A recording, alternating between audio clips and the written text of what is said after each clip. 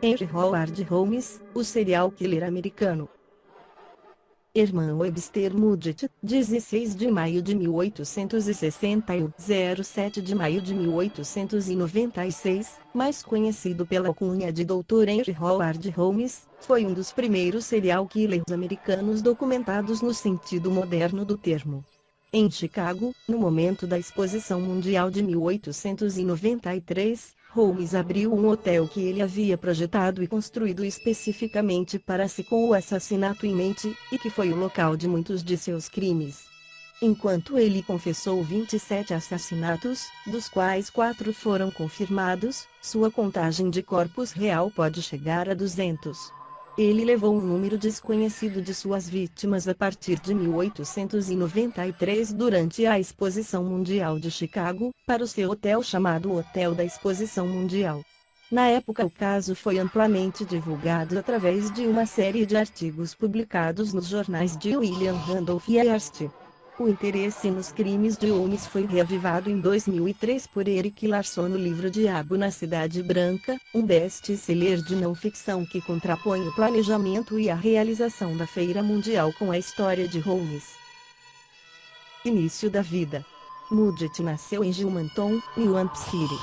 Seus pais eram Leviathan Mudgett e Theodate Page Price, ambos descendentes dos primeiros colonos europeus na área. De acordo com o livro Most Evil, o pai de Holmes era um alcoólatra violento, e sua mãe era uma metodista devota que lia a Bíblia para o filho.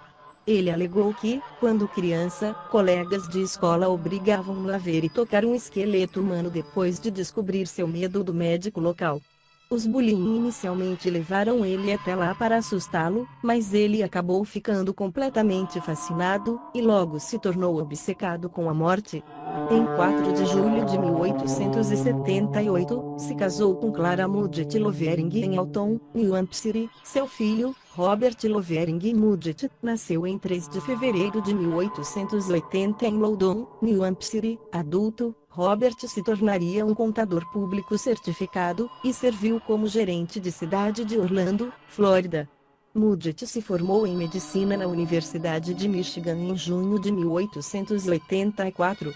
Enquanto estudava, ele roubou corpos do laboratório, desfigurou os corpos, e afirmou que as pessoas morreram acidentalmente, a fim de coletar dinheiro das apólices de seguro que ele tirava em nome de cada pessoa falecida. Ele se mudou para Chicago para exercer a carreira farmacêutica. Ele também se envolveram em muitos negócios obscuros, imóveis, e ofertas promocionais sob o nome de H. Holmes. Em 28 de janeiro de 1887, enquanto ele ainda era casado com Clara, Holmes se casou com Myrta Belknap em Minneapolis, Minnesota. Sua filha, Lucy Theodate Holmes, nasceu em 4 de julho de 1889 em Inglewood, Illinois. Adulta, Lucy viria a se tornar uma professora pública. Holmes viveu com Myrta e Lucy em Wilmette, Illinois, e passou a maior parte de seu tempo em Chicago cuidando de seu negócio. Ele pediu o divórcio de Clara depois de se casar com Myrta, mas o divórcio nunca foi finalizado. Casou-se com Georgiana Yoke em 9 de janeiro de 1894 em Denver, Colorado, enquanto ainda estava casado com Clara e Myrta. Ele também tinha um relacionamento com Julia Smith, a esposa de um de seus ex-empregados. Julia mais tarde se tornou uma das vítimas de Holmes. Chicago e o Castelo da Morte. Enquanto estava em Chicago durante o verão de 1886, Holmes conheceu a farmácia do Dr. Houghton, na esquina da Rua Lace com a Rua 63W, no bairro de Inglewood. Com Houghton sofrendo de câncer, sua esposa cuidava da loja. Oprimida pela tristeza pessoal e pela responsabilidade de gerir um negócio, a senhora Houghton deu um emprego a Holmes. Holmes provou ser um ótimo funcionário. O Sr. Houghton morreu e Holmes usou suas habilidades bem ensaiadas de charme e persuasão para confortar e tranquilizar a viúva de luto. Em seguida, ele convenceu a senhora Houghton que se vender a farmácia lhe aliviaria de algumas responsabilidades. Foi acordado que a senhora Houghton poderia permanecer residindo em seu apartamento no andar de cima. A proposta de Holmes parecia uma dádiva de Deus à mulher idosa e ela concordou. Holmes comprou a loja, usando como pagamento fundos obtidos através da hipoteca das próprias luminárias da loja e o estoque de remédios, o empréstimo a ser pago em substanciais parcelas mensais de $100, cerca de $3.000 por mês em dólares do século XXI. No entanto, a senhora Oughton desapareceu misteriosamente. Holmes disse às pessoas que ela estava visitando parentes na Califórnia. Como as pessoas começaram a fazer perguntas sobre o seu retorno, ele lhes disse que ela estava gostando tanto da Califórnia que ela decidiu morar lá. Holmes comprou um lote em frente à farmácia, onde ele construiu seu hotel de 3 andares, apelidado de Castelo pelos moradores do bairro. Foi inaugurado como um hotel para a Exposição Universal em 1893, com parte da estrutura utilizada como espaço comercial. O piso térreo do castelo continha a farmácia de Holmes e várias lojas, enquanto os 2 andares superiores continham seu escritório pessoal e um labirinto de mais de 100 quartos sem janelas com portas que se abriam para paredes de tijolo, corredores estranhamente angulares, escadas para lugar nenhum, portas que abriam somente a partir do exterior, e uma série de outras construções estranhas e labirínticas. Holmes repetidamente mudou de construtores durante a construção do castelo, de modo que só ele compreendia plenamente o projeto da casa. Durante o período de construção civil em 1889, Holmes encontrou Benjamin Pitezel, um carpinteiro com um passado de transgressão das leis que Holmes explorava como um fantoche por seus esquemas criminosos. Mais tarde a promotoria descreveu Pitezel como uma ferramenta, uma criatura de Holmes. Após a conclusão do hotel, Holmes selecionava vítimas, em sua maioria mulheres, entre os seus funcionários, muitos dos quais ele exigia que tirassem apólices de seguro de vida para que Holmes pudesse coletar prêmio, bem como suas amantes e hóspedes do hotel. Ele os torturava e matava. Alguns foram trancados em quartos à prova de som, equipados com linhas de gás que permitiam a Holmes asfixiá-los a qualquer momento. Algumas vítimas foram trancadas em um cofre de banco enorme à prova de som perto do seu escritório, onde elas foram deixadas para sufocar. Os corpos das vítimas foram retirados por uma rampa secreta para o porão, onde alguns foram meticulosamente dissecados, tiveram a carne retirada, tiveram seu esqueleto trabalhado, e depois vendidos às escolas médicas. Holmes também cremou alguns dos corpos ou os colocou em poços de cal para serem destruídos. Holmes tinha 2 fornos gigantes, bem como poços de ácido, garrafas de vários venenos, e até mesmo uma cama de tortura que alongava as extremidades das vítimas. Através das conexões que ele tinha ganhado na escola de medicina, ele vendeu esqueletos e órgãos sem nenhuma dificuldade. Captura e prisão. Após a exposição mundial, com os credores o pressionando e a economia em uma recessão geral, Holmes deixou Chicago. Ele reapareceu em Fort Worth, Texas, onde conheceu 2 irmãs herdeiras de uma estrada de ferro. Ele prometeu casamento para uma delas e assassinou as 2 depois de ambas o colocarem como seu único herdeiro.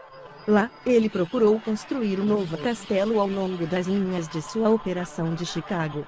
No entanto, ele logo abandonou este projeto, verificando que o clima da aplicação da lei no Texas era mais severo. Ele continuou a se mudar entre os Estados Unidos e Canadá, e provavelmente continuou a matar. Os únicos assassinatos confirmados atribuídos a ele durante esse período foram o de seu antigo criado, Benjamin Pitezel, e suas 3 crianças, Alice, Nellie, que era deficiente, e Howard. Em julho de 1894, Holmes foi preso e brevemente encarcerado pela primeira vez, por envolvimento em uma fraude em corridas de cavalo em St. Louis. Ele foi prontamente liberado, mas enquanto estava na prisão, ele iniciou uma conversa com um ladrão de trem chamado Marion Edgepet, que estava servindo uma sentença de 25 anos. Holmes tinha arquitetado um plano para enganar uma companhia de seguros e receber $10.000. Ele fez uma apólice de seguro de si mesmo e, em seguida, forjaria a própria morte. Holmes prometeu a Edgepet uma comissão de $500 em troca do nome de um advogado no qual ele pudesse confiar para aplicar o golpe. O indicado foi o coronel Jephthah Howe, o irmão de um defensor público, que achou o plano de Holmes brilhante. O plano da falsa morte fracassou quando a companhia de seguros suspeitou e se recusou a pagar. Holmes inventou um plano semelhante com o seu criado, Benjamin Pitezel.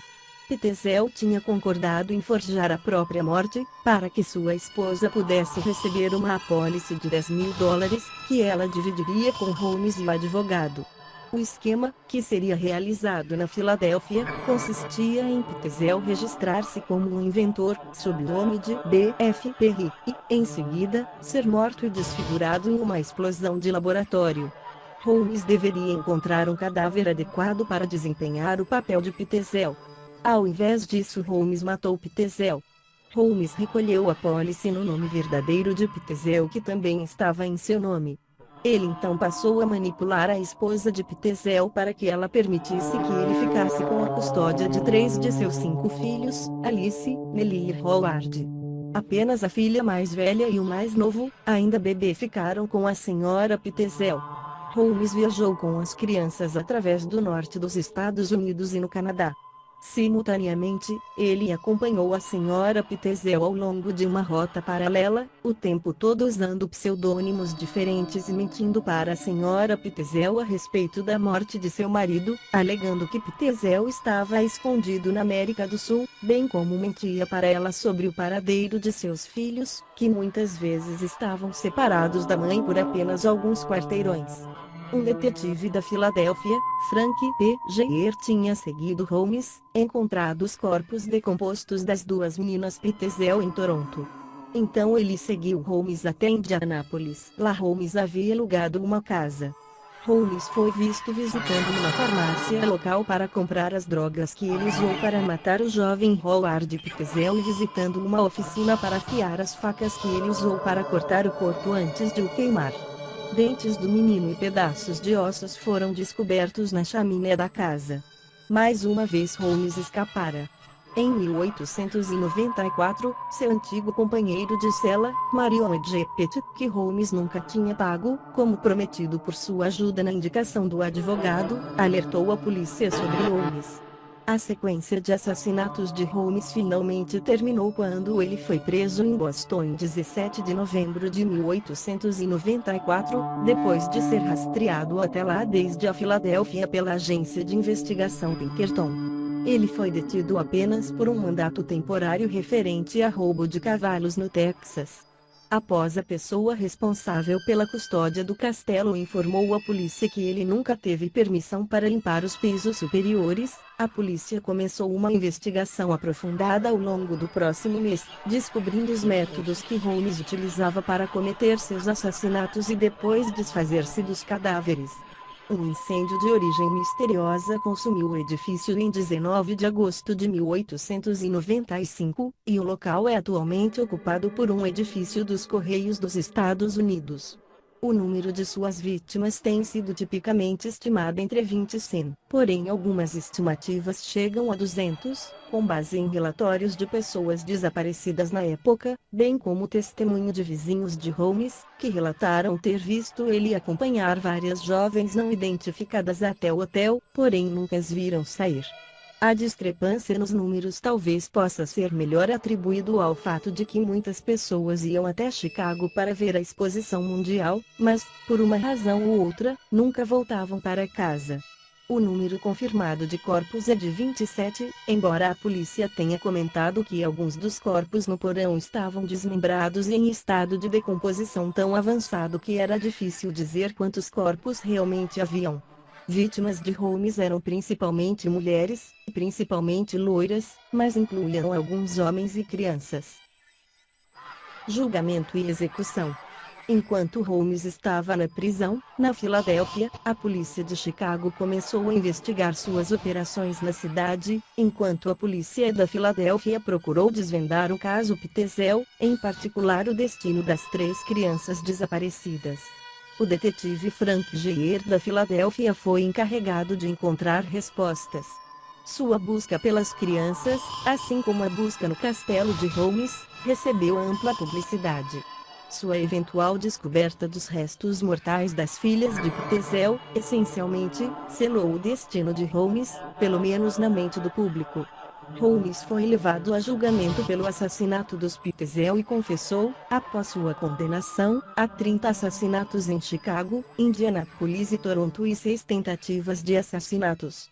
Holmes foi pago $7,5 mil, $209.520 em dólares de hoje, pelos jornais de Hearst em troca de sua confissão.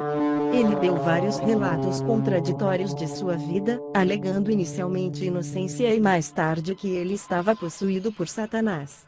Seu hábito de mentir tornou difícil para os pesquisadores para verificar qualquer verdade com base em suas declarações. Em 7 de maio de 1896, Holmes foi enforcado na prisão de Moyamensing. Até o momento da sua morte, Holmes manteve-se calmo e amável, mostrando poucos sinais de medo, ansiedade ou depressão. O pescoço de Holmes não se partiu imediatamente após a queda do cadafalso, ao invés disso ele morreu lentamente, contraindo-se ao longo de 15 minutos antes de ter sido declarado morto 20 minutos após a armadilha tinha sido acionada. Na véspera de Ano Novo de 1909, Marion Edgepet, que havia sido perdoado por informar sobre Holmes, foi baleado e morto por Edward Jaburek, um policial, durante um assalto a um salão de Chicago. Em 7 de março de 1914, o ex-zelador do Castelo da Morte, Pat Keenan, cometeu suicídio tomando estricnina. Parentes de Keenan informaram que ela havia sido mal assombrada por vários meses antes de sua morte e não conseguia mais dormir. Holmes é um dos maiores serial killers dos Estados Unidos. Ajude o canal, curta, comenta e compartilhe. Obrigado, gado.